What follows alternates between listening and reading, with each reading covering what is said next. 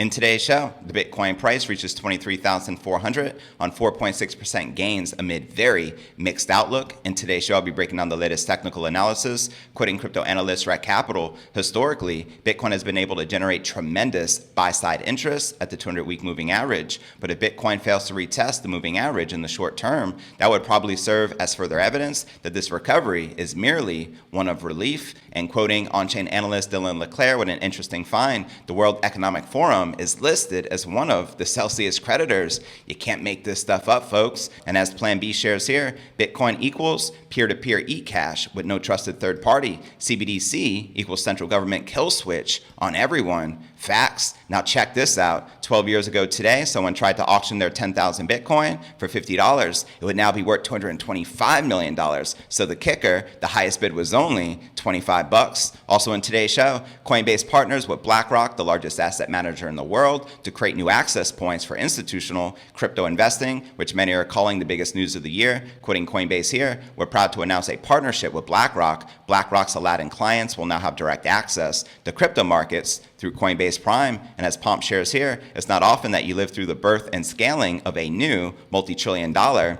asset class. That's right, because BlackRock has come a long way from 2017, where their CEO Larry Fink called Bitcoin an index of money laundering. Also in today's show, Bitcoin and Ethereum to be policed by the CFTC under new U.S. Senate proposal. That's right, the push to regulate cryptos such as Bitcoin and Ethereum forges ahead as a bipartisan bill has been submitted to the United States Senate. Also in today's show, Kevin O'Leary, Mr. Wonderful himself, has doubled down on crypto amid the downturn, naming Bitcoin, Ethereum, and 3 altcoins. That's right, in a new interview with Stansberry Research, O'Leary says that his crypto portfolio suffered a double-digit drawdown, but he took that as an opportunity to buy the dip. Also in today's show, Michael Saylor reveals why he exited Microstrategy CEO post amid a $918 million Bitcoin loss. Quoting the Giga Chat here, since adopting a Bitcoin strategy, Microstrategy has outperformed every asset class and big tech stock. With my ascension to executive chairman, the promotion of Phong Lee to CEO, and the arrival of CFO Andrew Kang, our team is stronger than ever and we are full speed ahead. We'll also be taking a look at the overall crypto market. All this, plus so much more, in today's show.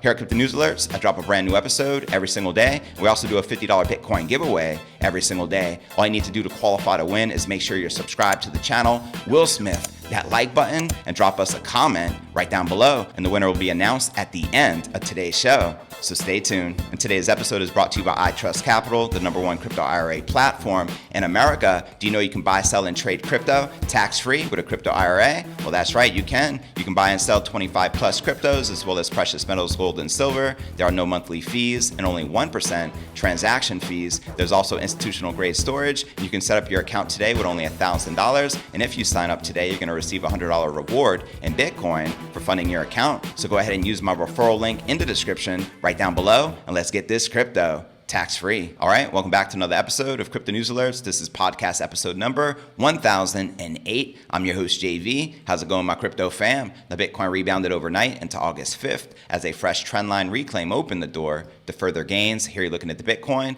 1-hour candle chart, which is currently pumping back in the green. Data from Cointelegraph Markets Pro and TradingView showed Bitcoin bouncing off a local bottom at 22,400 to add around 4.6% on the day. Now, Bitcoin had reversed direction right at key bid support on major exchange Binance, this helping avoid a more sustainable loss of the 200-week moving average at around $22,800. And while that key zone remained uncertain for the bulls, a reclaim of the 21-period moving average on the daily chart gave on-chain analytics resource Material Indicators cause for optimism. Bitcoin might not spark a long signal at the daily candle close, it told Twitter followers overnight, quoting Material Indicators here, helps if I post the chart with it, it was worth the wait. Bitcoin reclaimed the 21-day moving average, and the trend precognition A2 plus algo started flashing a new signal as tentative until the daily close. And fellow trader and analyst Rat Capital nonetheless voiced ongoing caution over Bitcoin's poor record at turning the 200-week moving average into solid support for this bear market, quoting him here. Historically, Bitcoin has been able to generate tremendous buy-side interest at the 200-week moving average, but if Bitcoin fails to retest the moving average in the short term, that would probably serve as further evidence that this recovery is merely one of relief. Now, similarly conservative in its price outlook was trading firm QCP Capital, which in its latest market update sent to Telegram Telegram channel subscribers that the overall picture was very mixed, and pointing to complex macro triggers, QPC said that the United States Federal Reserve's monetary policy would be a decisive market-moving factor going forward. Fed Chairman Jerome Powell, it noted, had not achieved consensus over the pace and scope of future key interest rate hikes. Quoting him here, economic data globally is pointing to poor growth and a coming global recession, the update read, highlighting upcoming CPI inflation data for July due for release on August 10th, and quoting them again here, we continue to think that the markets will trade sideways and be sensitive to economic data releases.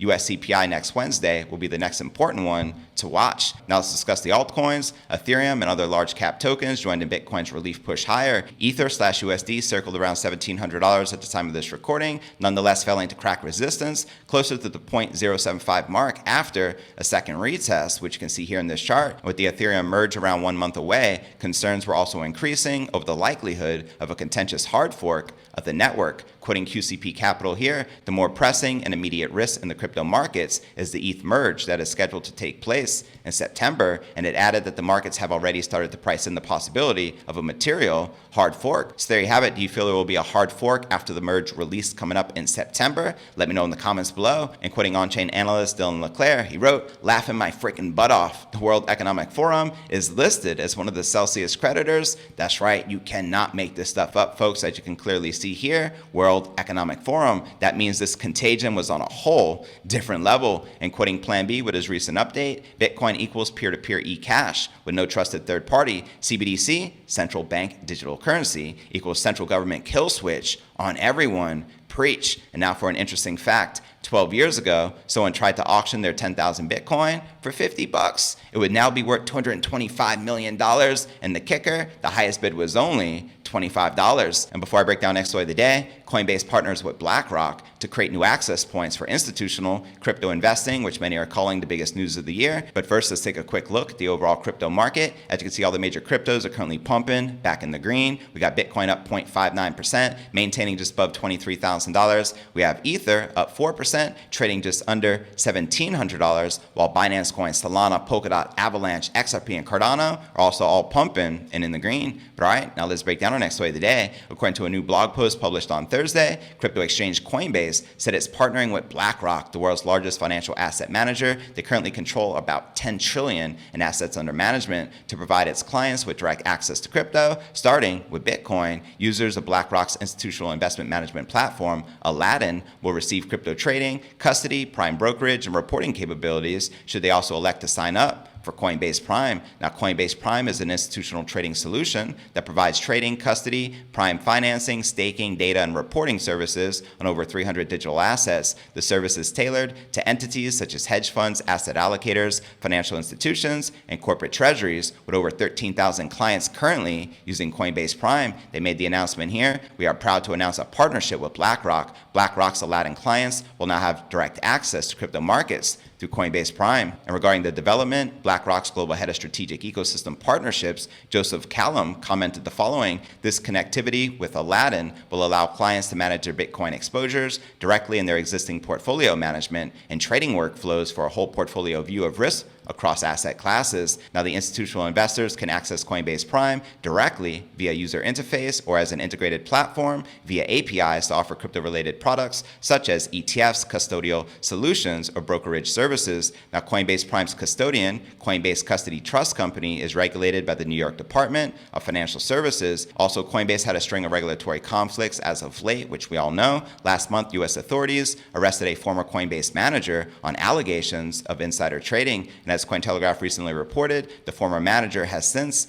pleaded not guilty. And meanwhile, the U.S. SEC is also reportedly looking into whether Coinbase allowed users to trade unregistered securities. So there you have it. And Pomp chimes in, BlackRock is partnering with Coinbase to increase the institutional adoption of Bitcoin. It's not often that you live through the birth and scaling of a new multi-trillion-dollar asset class. And quoting Bitcoin Magazine, BlackRock in 2017, CEO Larry Fink calls Bitcoin an index of money laundering. BlackRock in 2022, the $10 trillion asset manager, register will offer Bitcoin trading to institutional clients. So there you have it. And before I break down next story of the day, Bitcoin and Ethereum to be policed by the CFTC under the new U.S. Senate proposal. And I break down the highlights from this latest report. But first, let's take a quick look at the overall crypto market cap, sitting back above $1.1 trillion with $66 billion in volume. In the past 24 hours, the current Bitcoin dominance is 40.6%, with the Ether dominance at 19% even. And checking out the top 100 cryptocurrency gainers in the past 24 hours, we have Flow leading the pack, up 48% for the day, trading at $2.73, followed by Near Protocol, up about 16%, trading at $5.10, followed by Theta Network, up 12.5%, trading at $1.55. And checking out the top 100 cryptocurrency gainers for the past week, you can see a sea of green. We got Flow up 48.3%, we got Filecoin up 39.3%, and Chiliz up 22.7%. And checking out one of my favorite indicators, it's Crypto Greed and Fear Index. Shows we're currently rated a 31 out of 100 in fear. Yesterday a 30, last week a 39, and last month an 18 in extreme fear. But all right, now let's break down our next story of the day. The push to regulate cryptos such as Bitcoin and Ether forges ahead as a bipartisan bill has been submitted to the United States Senate. That's right, according to a new Wall Street Journal report, Michigan Democrat Debbie Stabenow, who chairs the Senate Agricultural Committee, is joining with Arkansas Republican John Boozman to empower the Commodity Futures Trading Commission, better known as the CFTC, to regulate the crypto spot markets via a new class of assets called digital commodities. The article refers to the legislation as the latest salvo in the competition for jurisdiction between numerous government bodies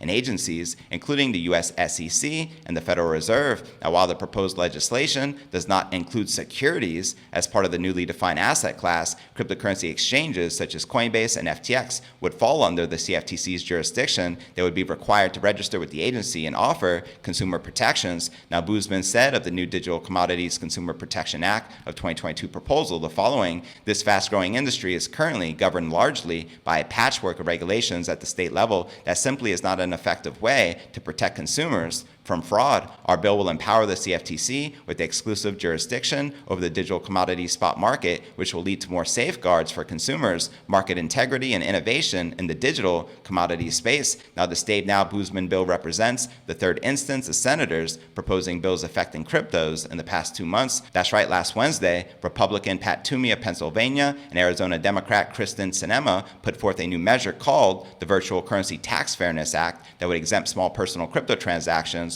from taxation. The bill will exclude personal crypto transactions worth less than $50 or with gains of under $50 from being subject to capital gains tax. And under the current system, people will use digital assets to pay for goods and services owe capital gains taxes when the value of the coin increases. Now, back in early June, another bipartisan proposal from Senator Cynthia Lummis and Kirsten Gillibrand, who sought to establish a regulatory framework for the crypto industry. Gillibrand said of the Responsibility Financial Innovation Act, it is critical that the U.S. play a leading role in developing policy to regulate new financial products while also encouraging innovation and protecting consumers. This is the landmark bill that will establish a regulatory framework that spurs innovation, develops clear standards, defines appropriate jurisdictional boundaries, and protects consumers. It will provide clarity to both industry and regulators while also maintaining the flexibility to account for the ongoing evolution of the digital asset market. So there you have it. And before I break down next story of the day, Kevin O'Leary says he has doubled down on crypto amid downturn, naming Bitcoin, Ethereum, and 3 altcoins, as well as Michael Saylor reveals why he exited Microstrategy CEO post amid a $918 million Bitcoin loss. But first, I want to remind you to smash that show more button right below this video in the description for detailed analysis of what's going on in the crypto market.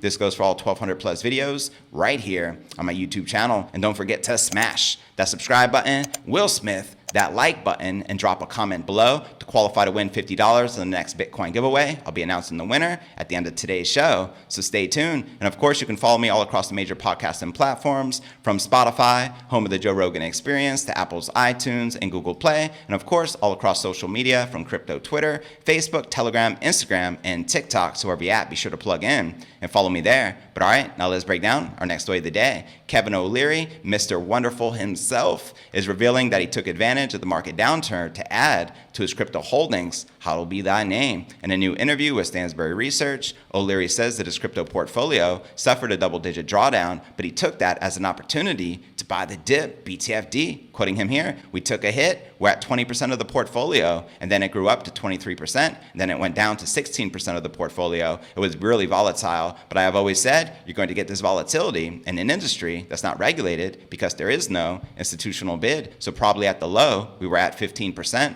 we lost 40% of the value. Now we've come back up on some projects, and they haven't all come back at the same pace. The big players, the big market cap names like Bitcoin, like Ethereum, like Solana, like Polygon Matic, and Hedera Hashgraph, in some cases we doubled down. We took advantage of the extreme volatility and the large cap names like ETH, like Bitcoin. Why not add to the position if you're going to stay long? And according to the venture capitalists, the real problem facing crypto assets currently is the lack of institutional participation. Quoting him here, this asset class is not correlated with anything as people thought. It is not correlated with inflation yet, but the real problem is really a gauge on where the institutional buyer is. And right now, zero. They have no Bitcoin. Anybody that tells you that institutions of sovereigns own it is full of poo-poo. So there you have it. And to watch this entire video interview between Kevin O'Leary and Daniela Cambona-Stansberry Research entitled, "We Have Never Seen This in Economic History," check the show notes below the video in the description. But all right, now let's break down our final story of the day. Microstrategy founder Michael Saylor is stepping down as CEO of the firm as the business software company reports incurring a $917.8 million Bitcoin loss during the second quarter of the year. In a new interview with CNBC, Saylor says that the decision to exit from his post and take on a new role as MicroStrategy's executive chairman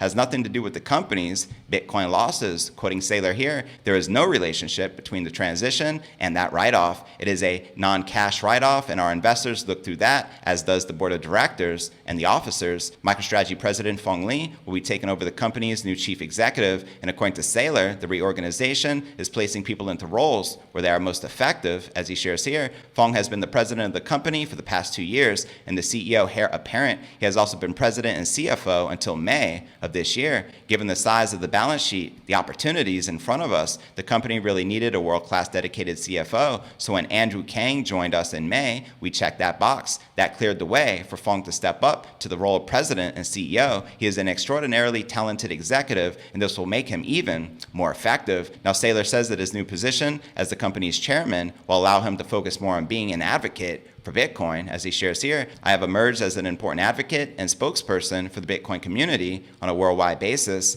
This will allow me to take the role of executive chairman, where I can be a more enthusiastic advocate for Bitcoin, while Phong and Andrew manage the corporate operations, execute on the MicroStrategy ongoing business strategy. And he also shares here, since adopting a Bitcoin strategy, MicroStrategy has outperformed every asset class and big tech stock. With my ascension to the executive chairman, the promotion of Phong Lee to CEO, and arrival of CFO Andrew Kang, our team is stronger than ever, and we are full speed ahead, as he shared on CNBC's Squawk Box just recently. What are your thoughts surrounding Michael Saylor stepping down as CEO of MicroStrategy so he can focus more on his Bitcoin acquisition strategy? Let me know your thoughts in the comments below. Now for a quick recap, what I covered with you here in today's show. Bitcoin price reaches 23,400 on 4.6% gains amid a very mixed outlook, as well as Coinbase partners with BlackRock, the largest asset manager in the world, to create new access points for institutional crypto investing, as well as Bitcoin and Ethereum to be policed by the CFTC under the new U.S. Senate proposal. I shared the latest report, as well as Kevin O'Leary says he doubled down on crypto amid the downturn, naming Bitcoin, Ethereum, and 3 alts, as well as Michael Saylor revealing why he exited MicroStrategy's CEO post amid a $918 million Bitcoin loss. But where do you feel the Bitcoin price is likely to go next? Let me know in the comments right down below. Now for the moment you've all been waiting for. Drum roll, please. And the winner is, of today's $50 Bitcoin giveaway, Salsa Aja, who wrote the following: investing is the path for people nowadays to earn profits, and I hope the future of Bitcoin and other cryptocurrency will rise again soon. Thanks, JV. Congratulations, fam. You just won $50 in Bitcoin. Please reply to this message with your Bitcoin address so I can send it to you. HODL. And to qualify to win $50 in tomorrow's Bitcoin giveaway, all I got to do is make sure you're subscribed to the channel, Will Smith, that like button, and drop us a comment right down below. Now for the top 3 comments from yesterday's episode. Kate and Anthony wrote, JV, keep up the hard work and great updates. Watch the show every day. Can't believe you aren't at 100,000 subs yet. Send it. Much love, fam. Thanks for tuning in and for your continued support. One love. Our next featured comment comes from Digital Gravity. Bitcoin's real fair market value is probably at least $500,000 a coin. $40,000 would be considered cheap one day. Preach, fam. $500,000 per BTC. send it. And our third and final featured comment comes from Justin C. Absolutely love the content. I listen to the podcast every day during my walk to get my daily crypto news updates. Thank you for the effort you put into creating these updates for us. Much love and respect, Jay. I appreciate you tuning in. We'll keep them coming. And to be featured on tomorrow's episode, drop us a comment right down below and also qualify to win $50 in tomorrow's Bitcoin giveaway. And let's get to this crypto, shall we?